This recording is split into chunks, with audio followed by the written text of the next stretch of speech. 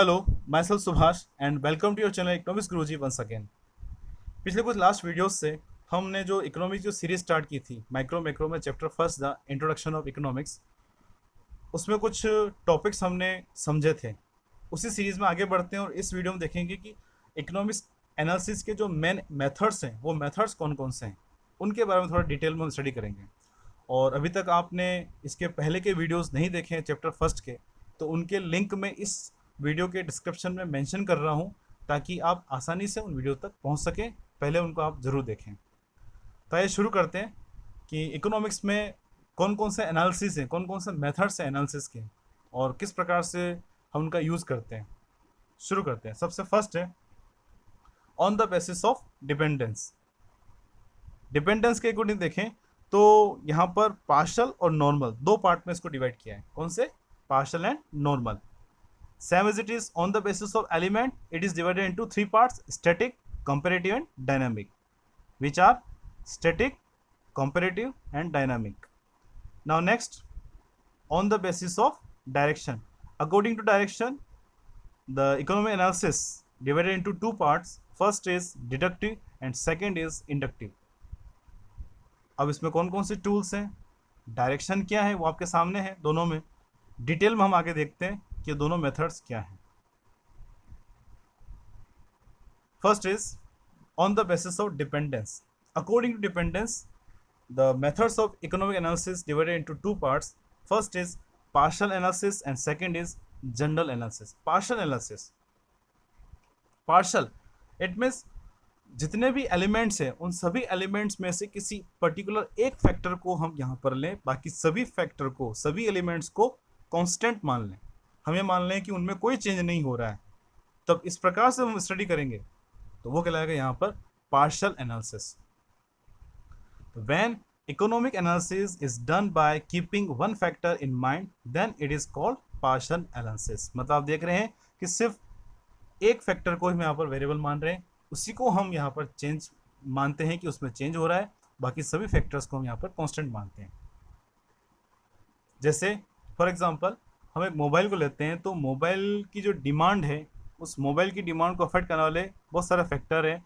उसकी प्राइस हो गया, ठीक है, कंज्यूमर की इनकम क्या है वो हो गया, रिलेटेड गुड की प्राइस क्या है, मतलब दूसरे ब्रांड की मोबाइल की प्राइस क्या है वो हो गया। तो जब हम इन सब में सिर्फ प्राइस का इफेक्ट हम मोबाइल पर देख रहे हैं कि जब प्राइस में चेंज हो रहा है तो मोबाइल में क्या चेंज देखने को मिल रहे हैं, तो वो कहलाएगा यहाँ पर पार्शियल एनालिसिस।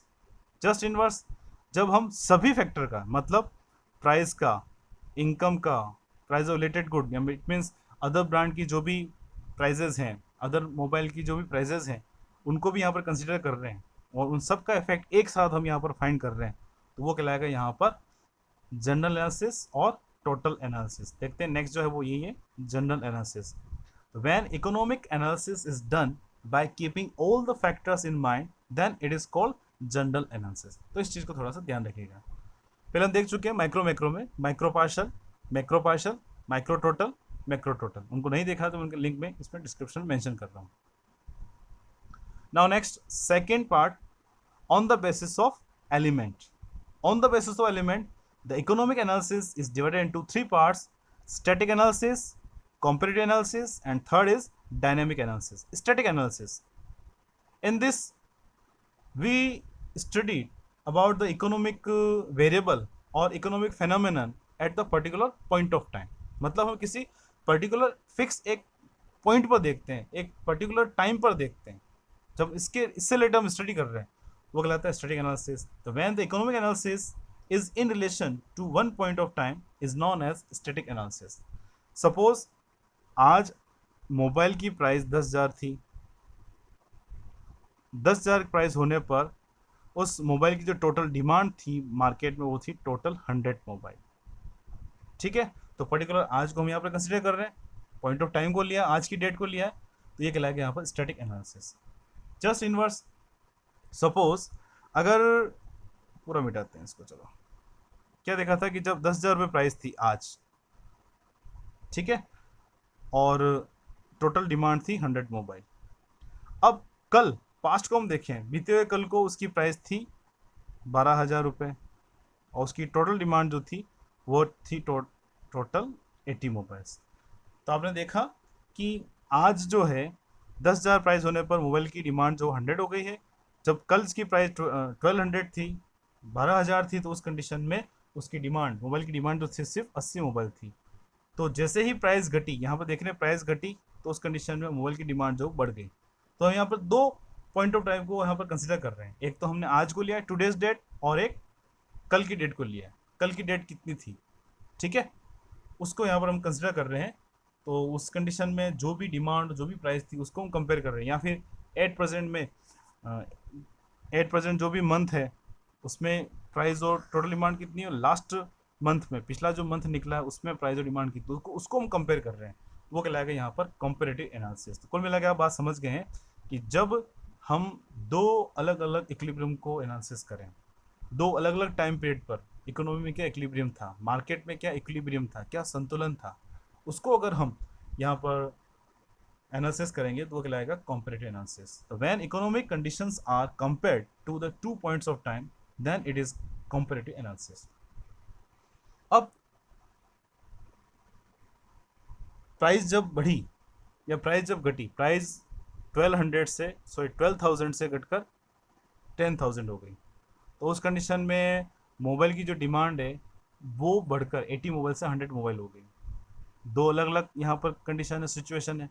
तो ये क्यों हुआ, एक इक्विलिब्रियम से दूसरी इक्विलिब्रियम पर कैसे पहुंचे, एक संतुलन से दूसरी इक्विलिब्रियम पर कैसे पहुंच रहे हैं, इसके पीछे क्या फैक्टर है, क्या काम कर रहे हैं, उसकी जब स्टडी कर रहे हैं तो वो कहलाएगा यहाँ पर डायनामिक एनालिसिस। तो when the series of change occurring between the equilibriums is studied, then that economic analysis is called dynamic analysis. Okay, now last, on the basis of direction, according to direction, the economic analysis can be divided into deductive method and second is inductive method. Deductive method, तो पहले इसको देखते हैं deductive method है क्या है। When a special individual unit is analysed based on logical method, then it is called deductive method. In this method we find a specific truth on the basis of common truth. When generalization is done on the basis of the logical method, then that method is called the deductive method. The deductive method is also called a hypothetical, formless and logical method. The study of deductive method is from general to specific and the hypothesis to the facts. ये कुछ यहाँ पर बताता है। General to specific, general से special की तरफ हम जाते हैं इसमें। मतलब एक जनरल बात मार्केट में चलती है कि जब किसी कमोडिटी की प्राइस मार्केट में बढ़ती है तो उसकी डिमांड घटती है। ये सभी जानते हैं, आप भी जानते हैं, हम भी जानते हैं। When the price of a commodity increases in the market, then demand of that commodity certainly diminishes. ये जनरल बात है। पर जब हमने इसको लॉजिक लिए, फैक्ट्स लिए, उससे हमने उसको प्रूव किया और हमने एक लॉ बना दिया, law of demand. Law of demand says that when price of the commodity increases, then demand of that commodity decreases. ये लॉ ऑफ डिमांड बताता है, हम आगे देखेंगे आगे वाले चैप्टर्स में। देखिए ये क्या इंट्रोडक्शन है। तो इंट्रोडक्शन में क्या है कि बहुत सारी चीज़ों को यहाँ पर इंक्लूड पहले से कर लिया है।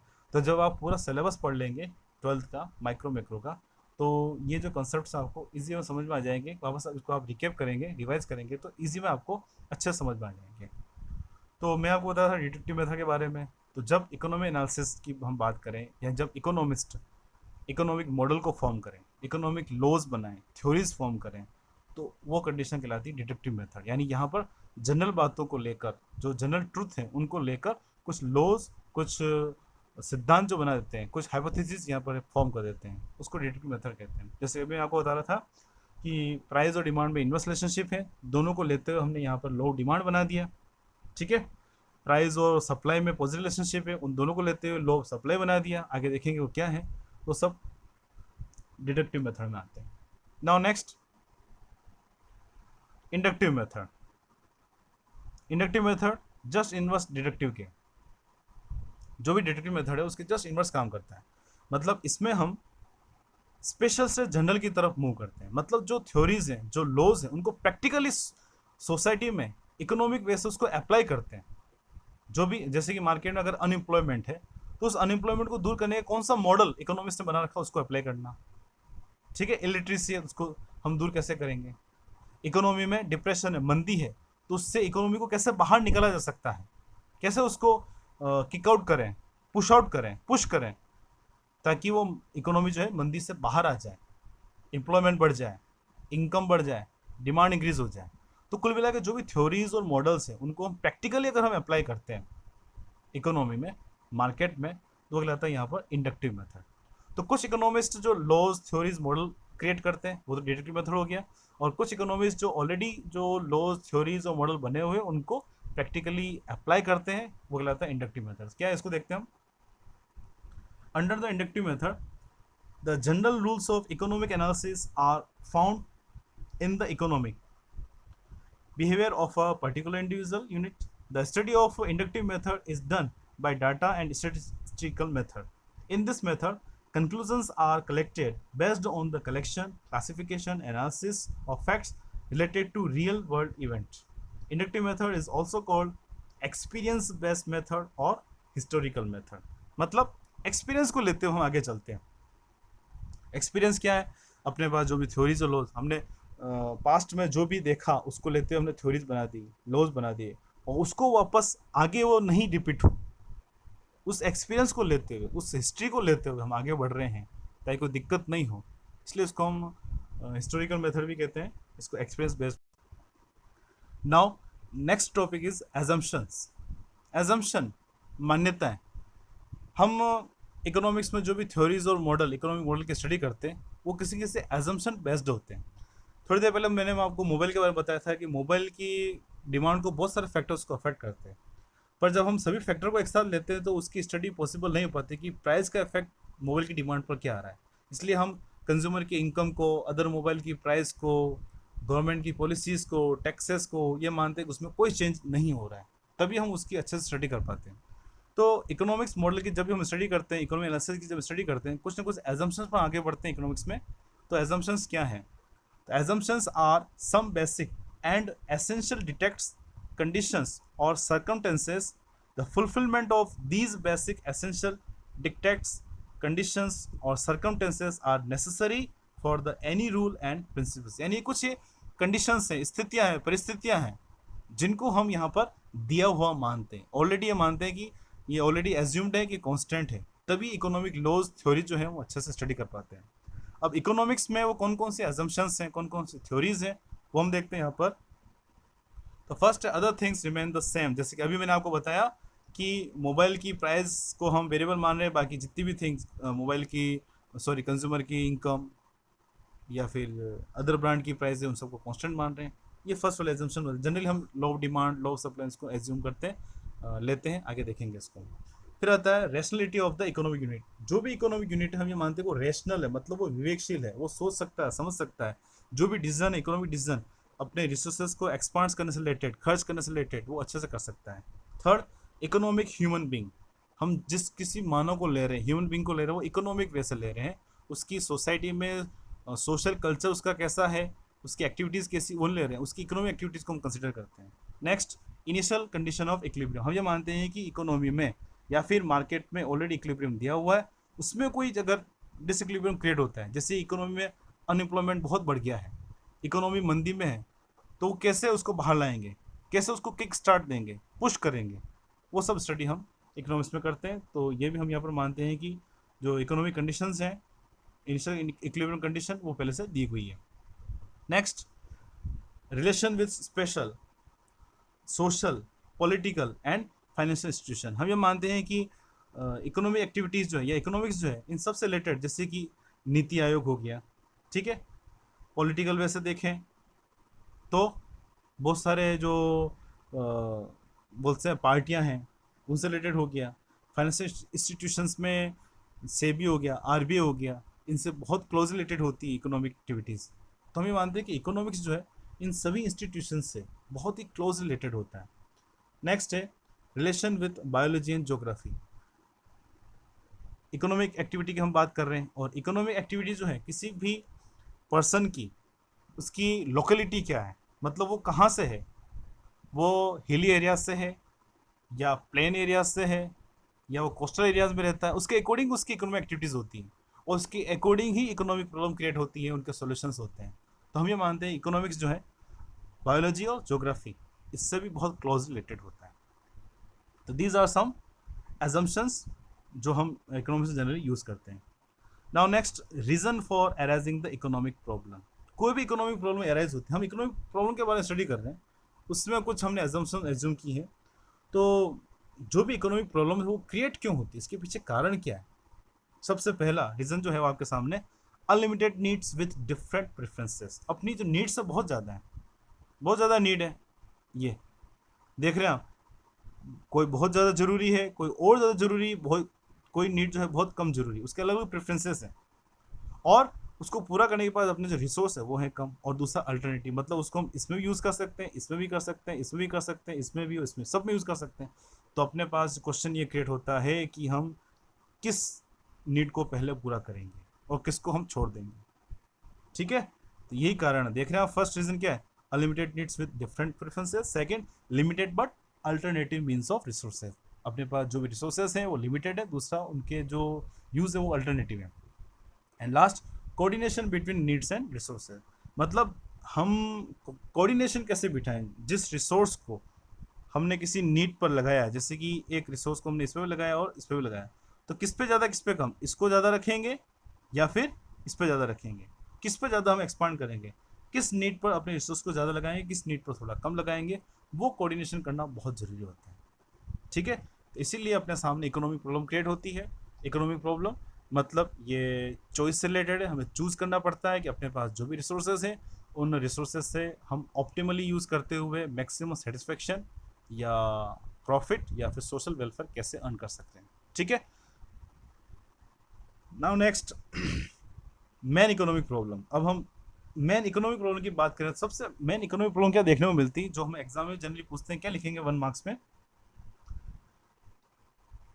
which of the requirements of various competitive requirements should be solved by limited means, this is the main economic problem। अपनी नीड्स बहुत ज़्यादा हैं, ठीक है, और रिसोर्सेस हैं लिमिटेड, तो उन लिमिटेड रिसोर्सेस को किस में पूरा करेंगे, ये अपने सामने मेन क्वेश्चन है, वही अपनी मेन इकोनॉमिक प्रॉब्लम है। किस पे लगाएंगे, इस पे लगाएंगे या इस पे लगाएंगे या फिर इसको पूरा करेंगे। Okay, now next, main economic problem बात करें, 2 नंबर पूछे, 2 मार्क्स में पूछे, तो क्या लिखेंगे आप, तो economic problem is related to choice, पता है आपको, so it is called the problem of choice. The first problem of choice is allocate time between rest and work. पूरी इकोनॉमी में सबसे पहली, सबसे बड़ी जो मेन प्रॉब्लम है वो रेस्ट और वर्क में कैसे अपना टाइम को डिवाइड करें। टोटल पॉपुलेशन जो है, वो टोटल पॉपुलेशन या फिर एक प्रोड्यूसर जो है, वो प्रोड्यूसर कितने घंटे आराम करे और कितने घंटे काम करे। ठीक है, ये उसने डिसाइड कर लिया। फिर उसके सामने प्रॉब्लम आती है, the second, every person searches of their solutions by detecting major financial problem by allocating all available resources after allocation of time. मतलब उसके बाद ये समस्या आती है कि उसने जो काम के घंटे, यानी जो काम करने के लिए जो टाइम डिसाइड किया है, उस टाइम में अपने पास पड़े रिसोर्सेज को कैसे एलोकेट करेगा। एक प्रोड्यूसर है तो लैंड, लेबर, कैपिटल, एंटरप्रेन्योर, जो 4 फैक्टर्स ऑफ प्रोडक्शन है उसको कैसे एम्प्लॉय करेगा। एक कंज्यूमर है तो उसके पास जो पड़ी इनकम है, उस इनकम को किस प्रकार से अलग अलग जो उसकी नीड्स हैं, कंजप्शन नीड्स है, कैसे एलोकेट करेगा ताकि वो मैक्सिमम सेटिस्फेक्शन अर्न कर सके। ठीक है, तो ये सभी मेन इकोनॉमिक प्रॉब्लम्स हैं। Now next, production facilities of an economy, और इससे रिलेटेड जो भी कॉन्सेप्ट्स हैं वो हम नेक्स्ट वीडियो में कंप्लीट करेंगे। तो इस वीडियो में बस इतना ही। आई होप वीडियो आपको अच्छा लगा होगा, इसमें जो भी टॉपिक हमने डिस्कस किए आपको समझ में आए होंगे। एक बार समझ में नहीं आए तो कोई बात नहीं, वापस शुरू से इस वीडियो को पूरा देखिए। और अभी तक आपने इस चैनल को सब्सक्राइब नहीं किया है तो आई होप आप इसको सब्सक्राइब ज़रूर करेंगे, ताकि आपको पता चले कि इसकी इंपॉर्टेंस आपके लिए कितनी है। और अच्छा लगा है तो लाइक ज़रूर करें और मैक्सिमम इसको शेयर भी करें। Thank you, thanks for watching Ramesh Guruji, bye bye.